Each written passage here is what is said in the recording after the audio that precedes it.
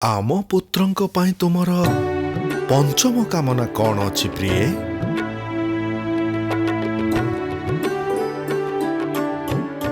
एमिति कौन देखुच प्रिय?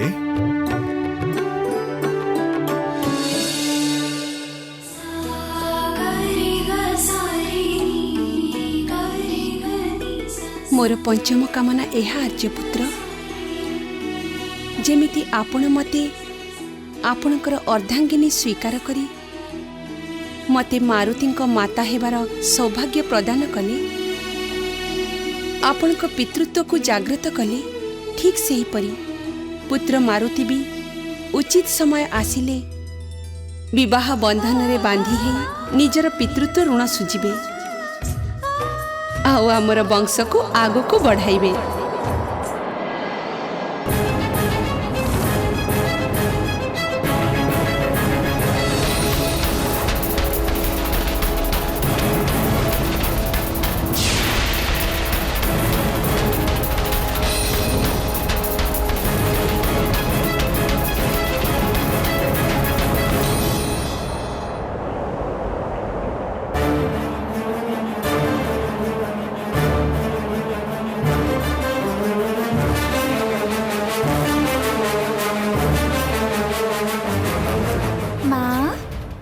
पिताश्री,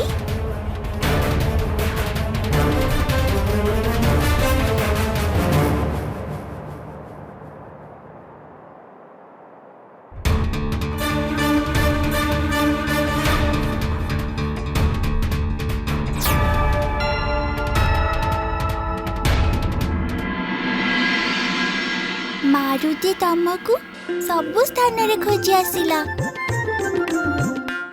आउ तमे एठी अछ प्रभुंक पाखरे। एबे प्रभुंकर विश्राम करिबार समय।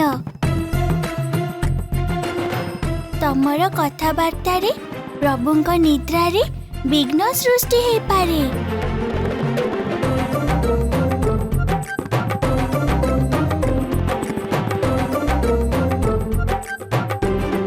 चलो ना माँ, तमे एठारे रहिबा जोगु प्रभुंकर आ मारुतिर भी निद्रा रे विघ्न होउची।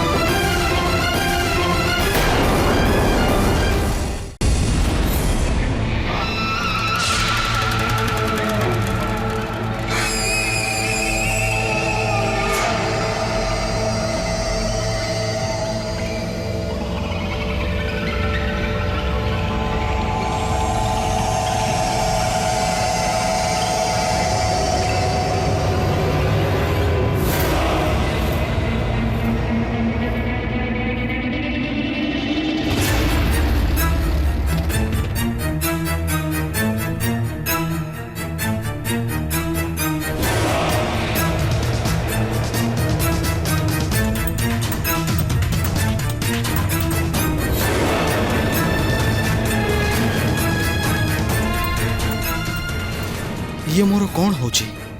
मु कौन सतकु सत धर्मर मार्गरु विच्युत हो जाउची? महान वीर, महान वीर।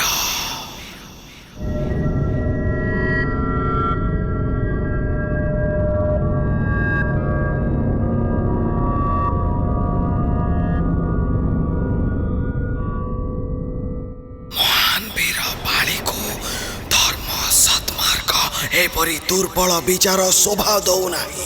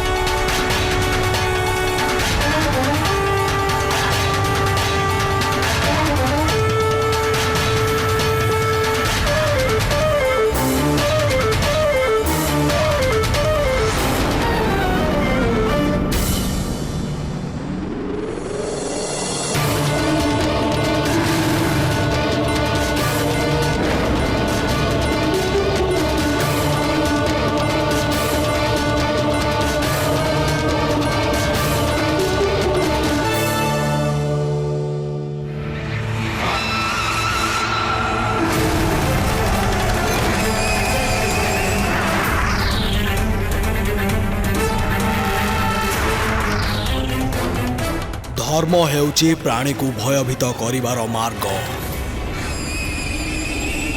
सत्यर मार्ग सेई माने खोजंती जो मानक जीवन रे कौनसी महान लक्ष्य न थाए।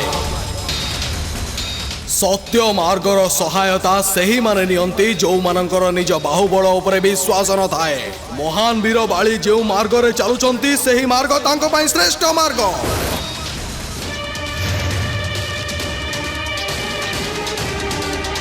किंतु जदि सतकु सत से मर्कटर जन्म भोलानाथंकर कृपारू कौनसी विशेष उद्देश्य पूरण पई हेइथाय तेबे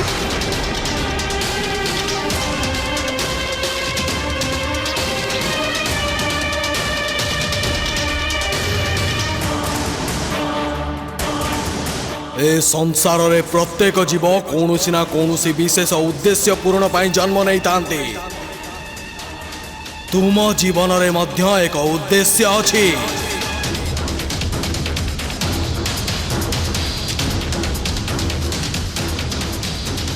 कौन महान वीर बाली ता निज उद्देश्य को भूली जाइछि।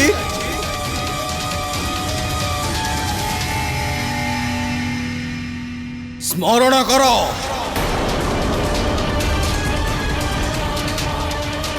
महान वीर बाली जीवनर उद्देश्य कौन स्मरण कर। स्मरण कर।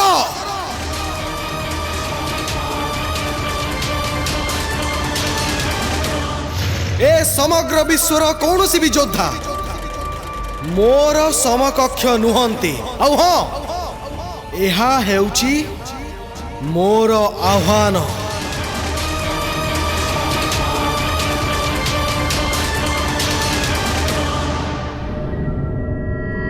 कौन किछि स्मरण आसिला।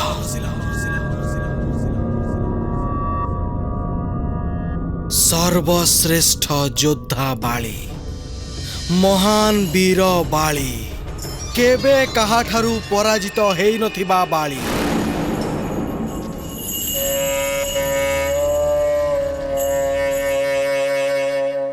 तेबे तुम दुर्बल विचार को एबे एही क्षणी त्याग कर। आउ पूर्ण कर तुम महान वीर हेबार लक्ष्य को। तेबे चलो आगो को चलो। आउ धूलिसात कर तुम सम्मुख को आसुथुवा प्रत्येक बाधा को।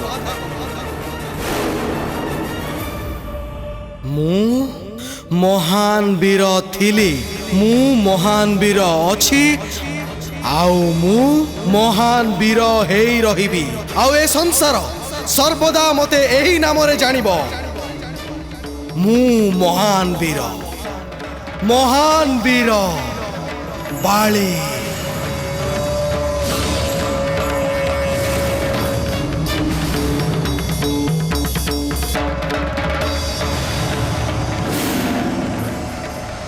बाली देवराज इंद्रंकर अंशावतार होई भी एते बड़ दुष्ट केमिति हेई परिला।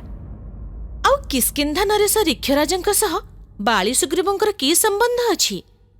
आउ से दुहे भ्राता किपरि हेले। किष्किंधा नरेश ऋक्षराजंक सह बाली सुग्रीवंकर संपर्क जेतिकी विचित्र थिला सेतिकी मध्य विचित्र थिला से दुई भाईंकर जन्म हेबार कथा। एकथा सत्य ऋक्षराज ब्रह्मदेवंकर मानसपुत्रंक मध्यरु जणे। विवाहर अनेक वर्ष अतिबाहित हो जाइथिले मध्य जेतेबेले ऋक्षराज आउ तांक पत्नी विरजांकु कौनसी संतान सुख प्राप्त हेला नाही सेतेबेले संतापित ऋक्षराजंकु ब्रह्मदेव निजे वरदान देइथिबा एक अद्भुत ह्रद विषय रे जणाइबाकु जाई कहिले जे हिमालयर उत्तर रे मो द्वारा वरदान प्राप्त एक अद्भुत ह्रद अछि। से ह्रदर विशेषत्व हेउछि सेथिरे जे प्रतिबिंब देखि जहा भी इच्छा करिब अवश्य से इच्छा तत्क्षणात पूर्ण हेब। किंतु स्मरण रखिब भूल रे भी से ह्रदर जल को स्पर्श करिब नाही। मोते सूर्यदेव आउ इंद्रदेवंक परी प्रतापी पुत्र प्राप्ति हेउ।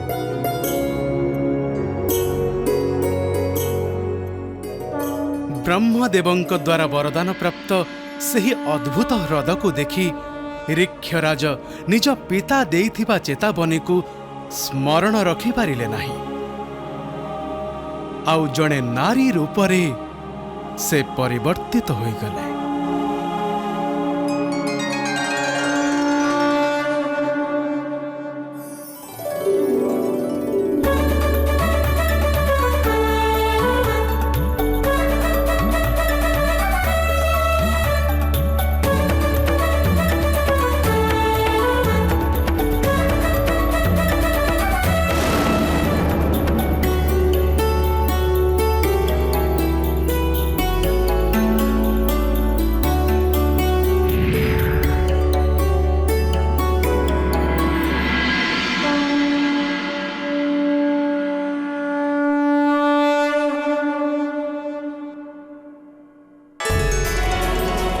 ମୁଁ ଇନ୍ଦ୍ରଦେବ ହ୍ରଦକୁ ମିଳିଥିବା ବରଦାନ କାରଣରୁ ମୁଁ ତୁମର ଇଚ୍ଛା ପୂର୍ଣ୍ଣ କରିବାକୁ ଆସିଛି ରିକ୍ଷରାଜ। ପ୍ରଭୁ, କଣ ମତେ ସାରା ଜୀବନ ଏମିତି ନାରୀ ରୂପରେ ହିଁ ରହିବାକୁ ପଡିବ?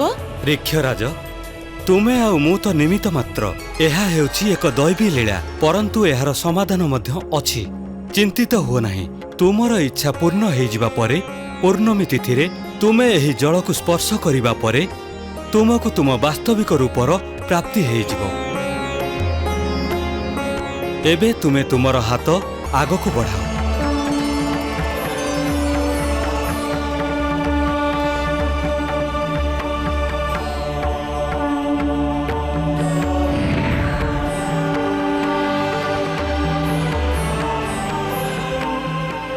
ତୁମର ଏ ପୁତ୍ର ବାଳି ନାମରେ ବିଖ୍ୟାତ ହେବ। ବାଳି?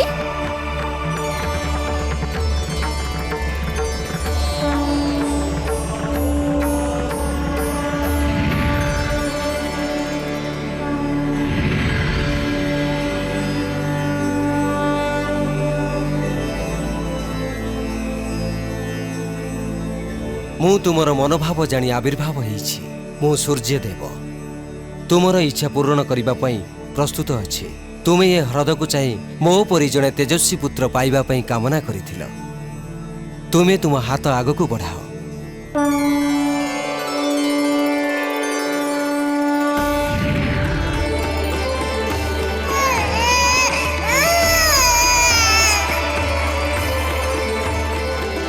ତୁମର ଏ ପୁତ୍ର ସୁଗ୍ରୀବ ନାମରେ ପ୍ରସିଦ୍ଧ ହେବ। ସୁଗ୍ରୀବ?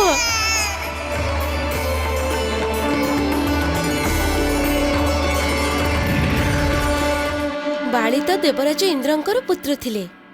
ତାହେଲେ ଦେବରାଜ ନିଜ ପୁତ୍ରକୁ କାହିଁକି ବୁଝୁନଥିଲେ? ମାତା ପିତାଙ୍କର କର୍ତ୍ତବ୍ୟ ହେଉଛି ନିଜର ସନ୍ତାନମାନଙ୍କର ଲାଳନ ପାଳନରେ କୌଣସି ପ୍ରକାରର ଅବହେଳା ନ କରିବା। ଉତ୍ତମ ଶିକ୍ଷା ଦୀକ୍ଷା, ଉତ୍ତମ ଆଚାର ବିଚାର, ଉତ୍ତମ ଆହାର ବ୍ୟବହାର, ଏ ସବୁ ହେଉଛି ମାତା ପିତାଙ୍କର ଉତ୍ତରଦାୟିତ୍ୱ। ପରନ୍ତୁ ସନ୍ତାନ ନିଜର କର୍ମ ପାଇଁ ସ୍ୱୟଂ ଉତ୍ତରଦାୟୀ ହୋଇଥାଏ।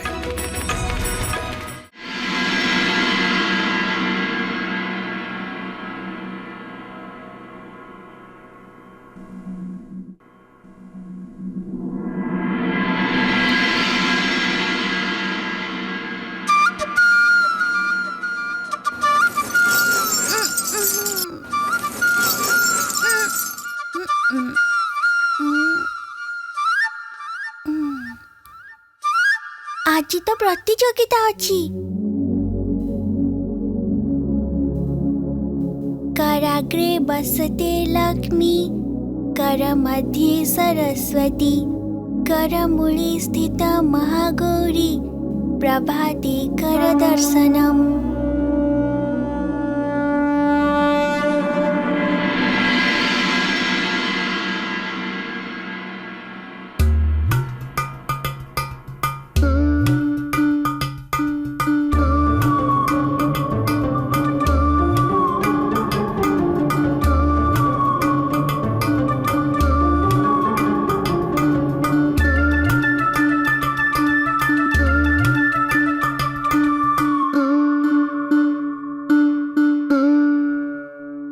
समुद्रे बसते देवी, पर्वतस्तन्मण्डिते, विष्णुपत्नी नमस्तुभ्यं, पादस्पर्शं क्षमस्व मे।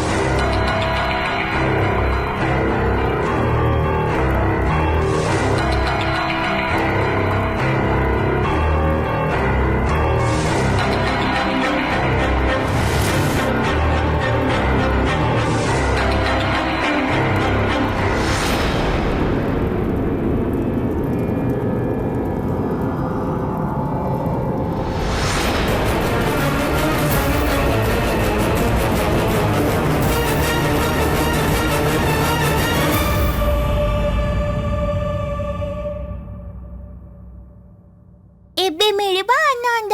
एबे देखो मारुति कौन सब करुची।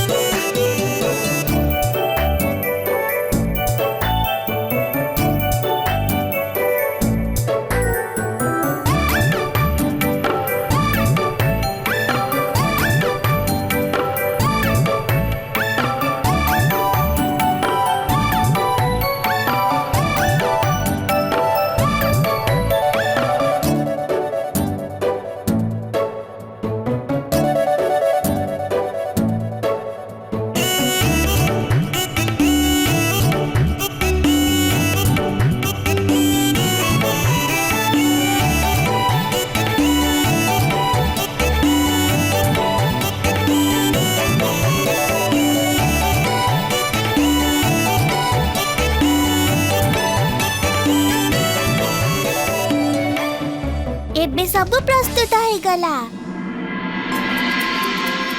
एबे मु हळदी माखी हेबी। अत्यंत आनंद लागिबो।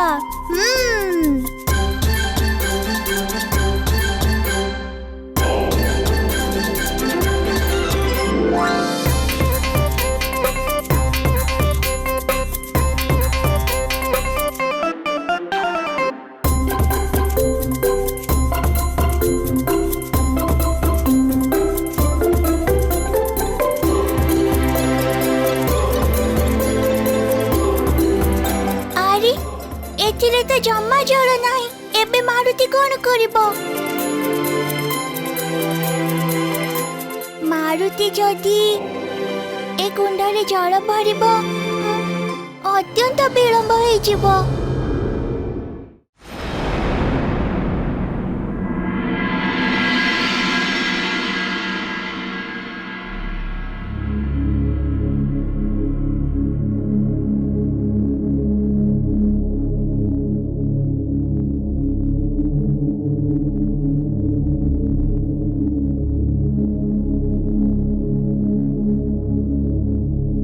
पुत्र मारुति सकाळु उठी कुआडे चलीगले।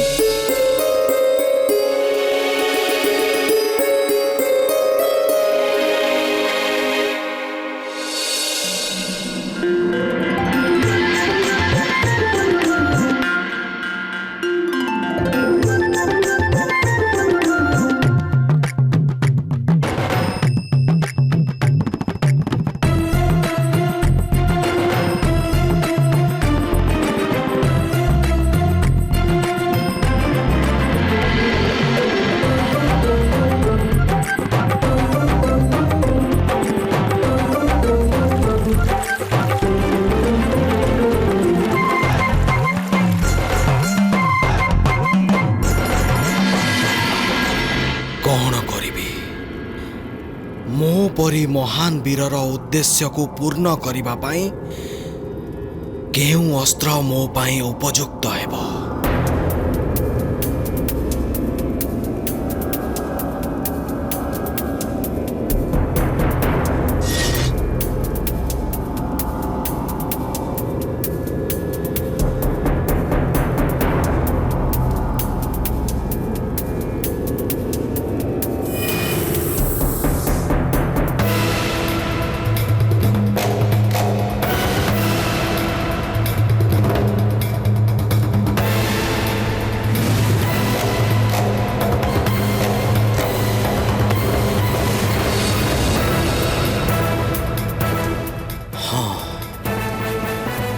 ମୋ ପାଇଁ ଏ ଶ୍ରେଷ୍ଠ ଗଦା ହିଁ ଉପଯୁକ୍ତ ହେବ।